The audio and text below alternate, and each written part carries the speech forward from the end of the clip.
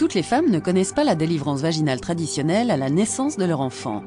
Dans des conditions de détresse fœtale ou maternelle, ou dans le cas d'une présentation par le siège, lorsque le bébé se présente par les pieds au moment de la délivrance, ou bien si le premier bébé de la femme est né par césarienne, une intervention appelée césarienne peut s'avérer nécessaire.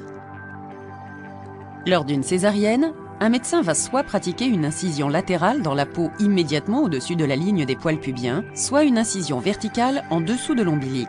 Au fur et à mesure que l'incision est réalisée, les vaisseaux sanguins sont cautérisés pour ralentir les saignements. Après avoir découpé la peau, la graisse et les muscles de l'abdomen, on ouvre la membrane recouvrant les organes internes, exposant la vessie et l'utérus. À ce moment-là, le médecin va en général insérer ses mains dans le bassin afin de déterminer la position du bébé et du placenta.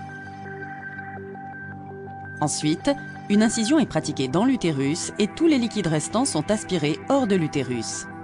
Le médecin agrandit alors l'incision avec ses doigts. La tête du bébé est ensuite saisie et doucement tirée avec le reste de son corps hors de l'utérus de sa mère. Enfin, les couches abdominales sont cousues ensemble dans l'ordre inverse dans lequel elles ont été découpées. La mère peut reprendre des forces pendant environ 3 à 5 jours à l'hôpital. Elle sera encore un peu sensible et interdite d'activité pendant les semaines suivantes.